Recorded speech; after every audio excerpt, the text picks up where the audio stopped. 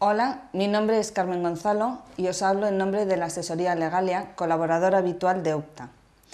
Estas palabras van dirigidas fundamentalmente a aquellos de vosotros que estéis pensando en trabajar por cuenta propia, para daros una pequeña idea de las obligaciones que ante las distintas administraciones públicas adquiere toda persona que ha optado por ser trabajador por cuenta autónoma, es decir, autónomo. Estas obligaciones son fundamentalmente de dos tipos, ante la Seguridad Social y ante Hacienda Pública. Ante la Seguridad Social, en primer lugar os diré que como autónomo no cabe la cuota reducida, es decir, a efectos de Seguridad Social no puedes trabajar a tiempo parcial. La cuota mensual a pagar es la misma con independencia de las horas que se trabajen. Esta cuota se paga por mes entero, es decir, no tiene que ver el día del mes en el que se produzca el alta o la baja en Seguridad Social. Pagarás lo mismo si te das de alta el día 1 como si te das de alta el día 20 y exactamente lo mismo si te das de baja el día 30 o el día 16 del mes. Las cuotas pueden domiciliarse a través de una entidad bancaria. Su pago es obligatorio, al punto de que dependiendo de la actividad que desarrolléis, muchos clientes os pedirán certificado de estar al corriente de este pago antes de abonaros la factura que les hayáis emitido. La cuota a pagar dependerá de la base de cotización que el autónomo elija. La cuota mínima obligatoria es de 254,21 euros, que corresponde a una base de cotización de 850 euros. En esta cantidad se incluye la cobertura de asistencia sanitaria, la cobertura de baja en caso de IT por enfermedad común. Si se quieren contratar otras coberturas, como por ejemplo la incapacidad temporal por accidente de trabajo o la enfermedad profesional o la baja por actividad, es decir, el cobro de desempleo, la cuota varía dependiendo del CENAE, es decir, de la actividad que se va a desarrollar, pero sirva como ejemplo general una media del 30% sobre la base de cotización que se elija. Habría que estudiar también las posibles bonificaciones a estas cuotas dependiendo de la situación personal del trabajador autónomo. Pago único de desempleo, si eres menor de 30 años y también depende un poco de la actividad a desarrollar. La importancia que tiene la base de cotización es a efectos de las posibles bajas que se pueden empezar a cobrar a partir del cuarto día de baja de cara a una invalidez o a una jubilación. Evidentemente, cuanto mayor sea la base de cotización, mayor será la paga que recibiremos posteriormente por estos conceptos citados.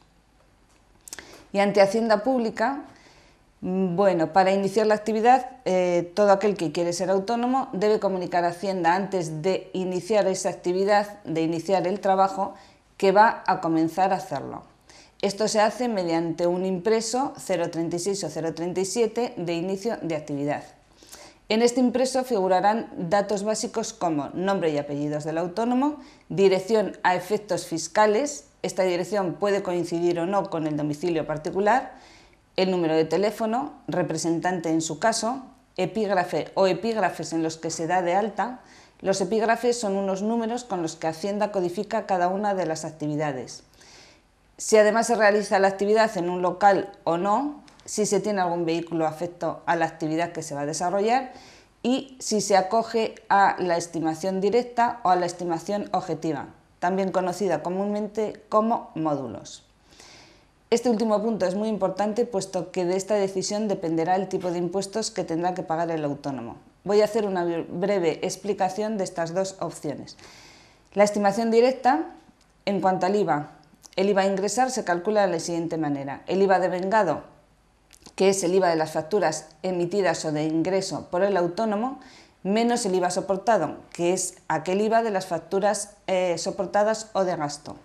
Si la diferencia es positiva, se ha de pagar Hacienda. Si la diferencia es negativa, se queda a compensar para los trimestres posteriores. En cuanto al IRPF a ingresar, sería del 20% sobre el beneficio obtenido. Para calcular este beneficio se pueden incluir también algunos gastos que no lleven IVA, como por ejemplo la seguridad social del autónomo, el seguro de responsabilidad civil en su caso, la cuota del colegio profesional si se tiene, más un 5% de gastos sin justificar que permite descontar Hacienda. La estimación objetiva o módulos, en primer lugar deciros que no todos los epígrafes se admiten módulos, pero para el caso de aquellos que los admiten, este sistema funciona de la siguiente manera. Respecto al IVA, Hacienda marca la cantidad anual que el autónomo en módulos tiene que ingresar y también le indica qué cantidad debe ingresar durante los 3 primeros trimestres. El cuarto trimestre hay que ajustarlo con las facturas de gasto. Respecto al IRPF, Hacienda marca la cantidad fija que debe pagar el autónomo trimestralmente durante los 4 trimestres. Debo haceros una advertencia. Antes de decidir un sistema u otro hay que hacer números, porque si la cantidad que Hacienda pide en concepto de IVA es muy elevada, es posible que salga mejor para el autónomo acogerse a la estimación directa. Vamos a ver un ejemplo. Supongamos que por el epígrafe de Hacienda hay que pagar de IVA al año 6.000 euros. Los 3 primeros trimestres, Hacienda marca que hay que pagar 600 euros, por lo que nos quedaría para el último trimestre 4.200 euros. Si el IVA de las facturas de gasto que podemos justificar durante todo el año son las habituales, por ejemplo, 160 euros en concepto del IVA del móvil, 90 euros del IVA de la gestoría y unos 350 euros de la gasolina, tendríamos un IVA a restar anual de 600 euros. Por lo tanto, habría que facturar al año unos 40.000 euros para que en este epígrafe nos saliera más rentable la opción de módulos. Bien, una vez realizado el trámite de la notificación a Hacienda a la fecha de inicio de la actividad, ya se puede facturar. Por lo tanto, comienzan las obligaciones fiscales. El autónomo que tiene la consideración de empresa por Hacienda debe liquidar trimestralmente los impuestos con Hacienda Pública. En el primer trimestre, que corresponde a enero, febrero y marzo, la fecha límite para liquidar los impuestos es el 20 de abril. Segundo trimestre, abril, mayo, junio, el 20 de julio. Tercer trimestre, julio, agosto y septiembre, el 20 de octubre. Y el cuarto trimestre, que corresponde a octubre, noviembre y diciembre, hasta el 20 de enero del año siguiente.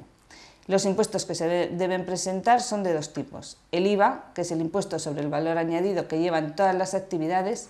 Hay 3 tipos de IVA, al 4%, al 8% y al 18%. El tipo de actividad a desarrollar será el que marca un tipo de IVA u otro. Los modelos a presentar son el 303 en los 4 trimestres del año y el modelo 390 anual. Respecto al IRPF, es el impuesto que grava el trabajo. Los modelos a presentar son 130 o 131 dependiendo de que la actividad se desarrolle en estimación directa o en estimación objetiva o módulos. El impuesto anual es el que se realiza anualmente del 1 de mayo al 30 de junio. Para el caso de la actividad de comercio, normalmente deben estar en régimen de equivalencia. Esto significa que en sus facturas soportadas se les carga al IVA que corresponda un 4% de recargo de equivalencia, con lo que el comerciante acogido a este sistema no debe presentar liquidación de IVA, sino solamente de IRPF. Bien, estos son los impuestos básicos para todos. Si además tenéis local alquilado, habrá que presentar un modelo 115, retención a propietario. Si tenéis trabajadores, habrá que presentar el modelo 111. Por último, os insisto en que todo depende del epígrafe en que se dé de alta la actividad. Bueno, espero haber clarificado alguna duda y haberos servido de ayuda. Agradeciendo la atención que me habéis dispensado, me despido hasta una futura intervención.